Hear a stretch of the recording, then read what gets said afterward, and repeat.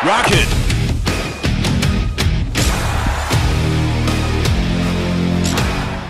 Estamos começando mais um vídeo no Firula TV para desfrutar da melhor atuação de um brasileiro em uma Copa do Mundo.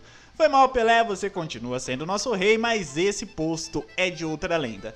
Hoje, Chile 1962, um vídeo feito na humildade e que apesar das dificuldades não fará feio. Mas antes, claro, pedimos o seu apoio, então já deixa aquele like para fortalecer o trabalho, compartilhe para o seu amigo nas redes sociais e caso não seja inscrito, se inscreva, pois provavelmente até 2022 sai o vídeo do Hexa em 2018. Enfim, sem mais delongas, vamos ao vídeo.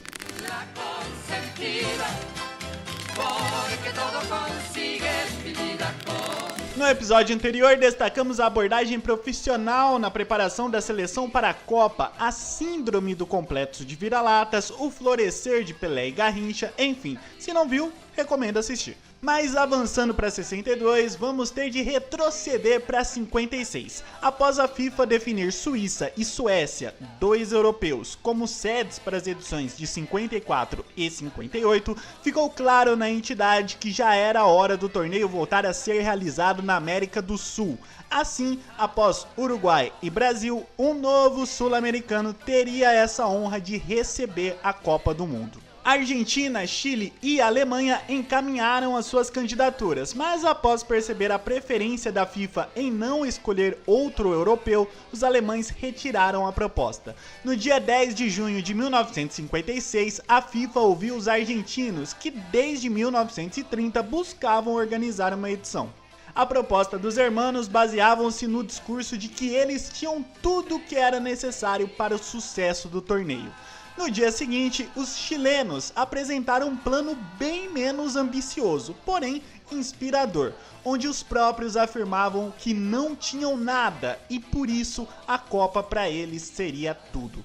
O discurso acabou comovendo os votantes que, em sua maioria, escolheram os chilenos para sediar a 7ª edição da Copa do Mundo. Apenas 4 estádios foram utilizados durante o torneio, sendo que apenas um deles estava pronto antes do anúncio de que o Chile seria a sede. Porém, as dificuldades para preparar a infraestrutura necessária não parou por aí. Com vários dirigentes responsáveis pela organização vindo a falecer durante os preparativos, o país ainda acabou atingido por um dos maiores desastres naturais da era contemporânea. O sismo de Valdívia, terremoto que atingiu 9,5 graus na escala Richter e foi acompanhado de vários tsunamis. Algumas fontes apontam para 2, enquanto que outras para mais de 5.000 mortos por conta do abalo, resultando também em cerca de 2 milhões de chilenos desabrigados. O desastre fez com que várias federações europeias pedissem à FIFA a troca da sede de 62, já que as mesmas duvidavam que os chilenos fossem capazes de organizar o torneio depois de tamanha tragédia. Mas contrariando os pessimistas, os chilenos se uniram em um único objetivo e, escorados no discurso que deu a eles a honra de sediar o torneio, se reergueram, terminando em tempo recorde todos os preparativos. E enquanto os últimos tijolos eram colocados, as eliminatórias eram finalizadas. 57 seleções mais uma vez quebraram o recorde de inscrições. Destas, 14 se juntaram a Chile e Brasil, definindo as 16 que disputariam a Copa de 62. Ao contrário de 58, Uruguai e Itália, únicos bicampeões, estavam de volta. Os uruguaios apostando na vantagem de jogar perto de casa, enquanto que os italianos em jogadores naturalizados. Entre eles, Mazzola, que 4 anos antes havia sido campeão pelo Brasil. A Inglaterra, com seu sólido futebol e uma sequência de vitórias contra Escócia, Espanha e Itália, também era cotada entre as favoritas. Iugoslávia, campeã olímpica em 60, e União Soviética, campeã europeia no mesmo ano, também prometiam bons resultados em 62. A Espanha, assim como a Itália, apostava em reforços de outros países, entre eles as lendas Di Stéfano e Puskás, que após 54 voltava a disputar uma Copa. E por fim, claro, o Brasil, que mantendo a base campeã em 58 e tendo Pelé, que aos 21 anos já era considerado pela imprensa como um dos maiores de todos os tempos e futuramente o maior, entrava como principal favorito. E já que tocamos no assunto, vamos à perguntinha clássica. E o Pelé? E o Brasil? Bom, éramos os atuais campeões e de quebra tínhamos o maior de todos no auge. Pelé, em 62, já desfilava pelos campos do Brasil e do mundo o futebol que o consagrou, encantando das pessoas e torcidas mais diferentes. Era quase unânime que com Pelé junto àquele time, ninguém seguraria a seleção. O bom exemplo na preparação da seleção em 58 foi mantido para 62, com o presidente da CBD, João Avelange, atuando na retaguarda, enquanto Paulo Machado de Carvalho seguia na linha de frente definindo os planos brasileiros para o Chile. Na comissão técnica, poucas mudanças. Vicente Feola, por problemas de saúde, acabou afastado, dando lugar a Aimoré Moreira em 1961, até então treinador da Seleção Paulista de Futebol. A única mudança, digamos, proposital, aconteceu na parte de psicologia. João Carvalhães, o homem que aconselhou Feola a afastar Pelé e Garrincha antes do início da Copa de 58, estranhamente foi cortado do cargo. Para o seu lugar foi chamado Ataíde Ribeiro, bem mais acostumado com as particularidades do futebol. Entre os jogadores, também poucas mudanças. 41 atletas foram convocados para a preparação inicial, porém, dos 22 da lista definitiva, apenas 8 não haviam estado na Suécia. Entre eles, Amarildo, que será muito importante mais pra frente. A semelhança entre os times de 58 e 62 era tanta que até mesmo os destaques antes do início do torneio eram praticamente os mesmos, algo que poderia ser visto como benéfico pela experiência, mas também prejudicial pelo natural envelhecimento do time. Bom, mas terminada a preparação, era a hora da Copa começar. O formato de disputa permanecia o mesmo de 58, 4 grupos com 4 equipes em cada, onde todos jogavam contra todos e os 2 primeiros de cada avançavam para o mata-mata final. No dia 30 de maio, a bola rolou simultaneamente em 4 partidas. O Uruguai venceu a Colômbia por 2-1, os anfitriões bateram a Suíça por 3-1, a Argentina venceu a Bulgária por 1-0 e, por fim, pelo grupo C, a seleção brasileira venceu o México por 2-0, porém, em uma partida bem mais equilibrada do que se esperava. Somente no segundo tempo, com o Zagallo, os brasileiros passaram à frente, mas o consolo pela estreia nervosa veio dos pés de Pelé. Na reta final daquela partida, deu todas as mostras do que poderia fazer naquela competição, marcando um dos gols mais bonitos da história das Copas. Na segunda partida canarinho, assim como em 58, um 0-0 sem emoção, dessa vez contra a Tchecoslováquia. Porém, ao final do jogo, o empate era a notícia que menos importava. Aos 27 minutos do primeiro tempo, Pelé, ao arriscar um chute de fora da área, levou inconscientemente a mão à coxa. Após atendimento, o rei tentou voltar a campo, já que na época não eram permitidas alterações no meio da partida. Mal sabia ele que esta ação só agravaria a sua distensão muscular, tornando esses os seus últimos minutos na Copa do Chile em 62. A notícia chegou como uma bomba na imprensa e torcida brasileira. Definitivamente, algo precisava acontecer dentro da seleção para que o clima fosse alterado. Talvez um outro grande nome começar a aparecer, talvez um nome ainda não mencionado e que esteja no título desse vídeo, não sei. Para a partida decisiva contra a Espanha, Aimoré optou por Amarildo para ocupar a vaga de Pelé. Porém, na partida, o que vimos foi o início de uma tragédia. Dominando por completo a primeira etapa, os espanhóis abriram o placar com Adelardo aos 35 do primeiro tempo. Além disso, um gol mal anulado e um pênalti não marcado graças à sagacidade de Nilton Santos quase aumentaram o placar que tirava o Brasil da Copa ainda na fase de grupos. A aposta em Amarildo para o lugar de Pelé pouco surtia. Nervoso, sentiu o peso de carregar a ausência do rei em suas costas, pelo menos até Garrincha pegar para si essa responsabilidade. Pela primeira vez citado nesse vídeo, começou seu mundial em particular. Executando seu extenso repertório de dribles, aos poucos foi se tornando motivo de preocupação para os espanhóis. E aos 27 do segundo tempo, após roubada de Zito e ótima jogada de Vavá e Zagallo, Amarildo, muito mais leve, empatou a partida.